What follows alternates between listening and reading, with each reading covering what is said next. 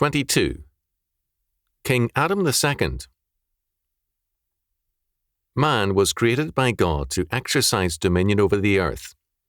Genesis chapter 1 verses 26 to 28, as his prophet, priest, and king. Man's sin was to seek rather to be as God, to be his own God, defining good and evil for himself. Genesis chapter 3 verse 5. Jesus Christ came to restore man into his original place and calling. As the last Adam, 1 Corinthians chapter 15 verses 45 to 47, he overcame the tempter's plan. Matthew chapter 4 verses 1 to 11, and became the man of dominion. In Christ, we are restored into our calling and made members of his new humanity, a covenant people called to dominion. All four Gospels record the miraculous feeding. Matthew chapter 14 verses 13 to 23, Mark chapter 6 verses 32 to 46, Luke chapter 9 verses 10 to 17, John chapter 6 verses 4 to 21. Mark chapter 6 verses 52 following tells us of the disciples themselves that they understood not concerning the loaves, but their heart was darkened. In John chapter 6 verses 47 to 58, we have our Lord's declaration of that meaning, and in John chapter 6 verse 35, he summarized it clearly. I am the bread of life. He that cometh to me shall never hunger, and he that believeth in me shall never thirst. Our Lord clearly ties the meaning of the miraculous feeding and of the Last Supper, which came later, to the doctrine of salvation, the doctrine of the Church, and to life in him. It is most certainly basic to the doctrine of the covenant and Christ's office as the last Adam, the head of the new humanity. According to John chapter 6 verses 47 to 58, Verily, verily, I say unto you, he that believeth on me hath everlasting life. I am that bread of life. Your fathers did eat manna in the wilderness and are dead. This is the bread which cometh down from heaven, that a man may eat thereof and not die. I am the living bread which came down from heaven. If any man eat of this bread, he shall live forever, and the bread that I will give is my flesh, which I will give for the life of the world. The Jews therefore strove among themselves, saying, How can this man give us his flesh to eat? Then Jesus said unto them, Verily, verily, I say unto you, except ye eat the flesh of the Son of Man, and drink his blood, ye have no life in you. Whoso eateth my flesh and drinketh my blood hath eternal life, and I will raise him up at the last day. For my flesh is meat indeed, and my blood is drink indeed. He that eateth my flesh and drinketh my blood dwelleth in me, and I in him. As the living Father hath sent me, and I live by the Father, so he that eateth me, even he shall live by me. This is that bread which came down from heaven, not as your fathers did eat manna, and are dead. He that eateth this bread shall live forever. First, our Lord declares that faith in him means to have everlasting life. Subsequently, he declares that this faith involves more than mere belief or affirmation. It requires, quote, eating, end quote, his body and blood. That is, incorporation. Christ becomes our life and sustenance. Since death came in by Adam's sin, so now, by Christ's life and work, righteousness and eternal life are made the possession of his people. Romans chapter 5, verses 17 to 21. Second, our Lord declares that the miraculous feeding of the manna in the wilderness is now succeeded by a greater care. He is the living manna, the bread of life, miraculously come down from heaven, like the manna of old. Unlike the manna, he is living, the living bread. His body, given in atonement for his people's sins, is that living manna, and his blood is the water of life. Revelation chapter 21, verse 6, chapter 22, verses 1 and 17. Third, he is thus the overcomer of sin and death.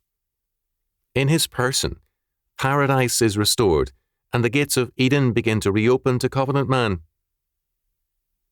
The people of Christ live by him and in him, even as the old humanity sins and dies after Adam. He that eateth me, even he shall live by me. Fourth, we are told that the Jews found his words hard to digest. The term Jews is here a religious designation. Outside the circle of the 12, many believers were Jews, except for Judas. The 12 were Galileans. John uses the term Jews to refer to those outwardly within the covenant, but opposed to Christ. These Jews said, "How can this man give us his flesh to eat?" Rather than man, the Greek text reads hautos, he or this person.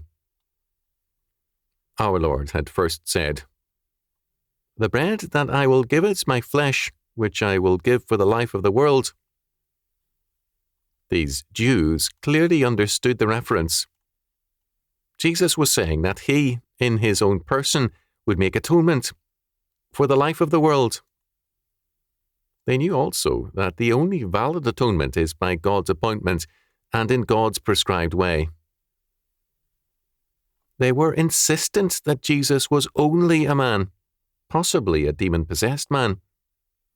Matthew chapter 9, verse 34, chapter 12, verse 24, etc. They were thus rejecting totally the idea that Christ could in any way make atonement for sins. Again and again, the Jews were those who, in the name of God, denied to Christ any place in the work of salvation. As was said to him in Capernaum, "Who can forgive sins but God only?" Mark chapter 2, verse 7. The reality of the incarnation they refused to consider. They would not even allow him the name of a prophet, nor any honour, despite the many miracles. They thus denied him the reality of the incarnation, the work of the Holy Spirit in him, and any rule other than a demonic one. And yet, in their sin, they had raised a sound theological point. Who can forgive sins but God only? Mark chapter 2, verse 7. To acknowledge any righteousness to Jesus of Nazareth and his word and works meant to acknowledge some kind of relationship to God, a prophetic role. But the words of Jesus compelled those men who lacked faith, but not discernment, to recognize that implicit in all his words and works was deity. He claimed the power to forgive sins. Mark chapter 2, verse 10. He taught as one having authority. Matthew chapter 7, verse 29. For he spoke as God.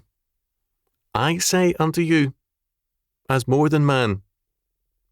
This was not the statement, "Thus saith the Lord," but an emphatically personal statement, a royal decree. Fifth, on the other hand, Jesus, though very God of very God, identified himself with manna, a miraculous but still created thing, with bread, a human product. He spoke of his flesh and blood, aspects of the life of man. Thus, as he spoke of his work of atonement, his emphasis was on his humanity. It was he, as the last Adam, who would effect man's atonement. Adam the first faced the tempter and lost. Adam the second faced the tempter and conquered. Adam the first gained death for his sin. Adam the second destroyed the power of death for his righteousness and death's hold over us by his atonement. As Sweet noted of John chapter 6, verse 63. It is Christ's flesh, his manhood, full of the Spirit, and in its risen and glorified state, wholly spiritualized, which is offered as the food of men. Because of his atonement, we are now members of Jesus Christ, that is, of the greater Adam and his new humanity. We are not incorporated into God the Son, but into Christ, the new Adam. Man's only hope of life is to partake of Christ's humanity through faith in him and his atoning blood. It means transference from the world of Adam the first to the world of Adam the second. Communion means knowing and rejoicing in our new humanity and a life in community one with another.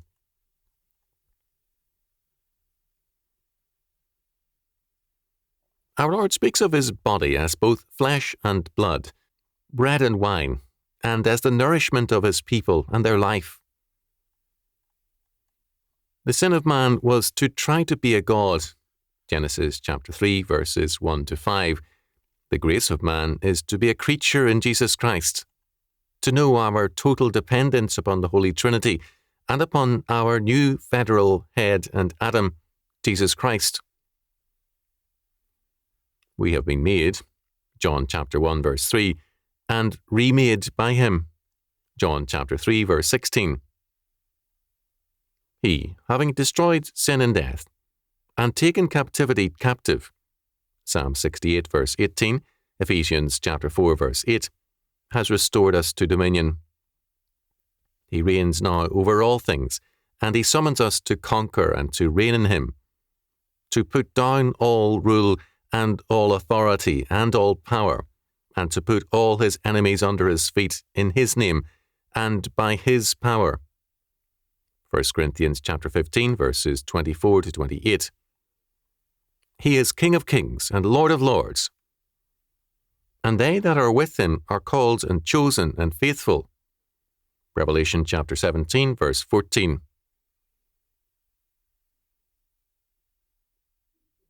The miraculous feedings of the multitudes pointed to the bounty, care, and power of our greater Adam. If we feed on him, we shall be fed. Matthew chapter 6, verse 33. The fools of his day sought not God's kingdom and righteousness, nor his Christ, but a human feeding or manna. As a result, they died in the wilderness of their sins,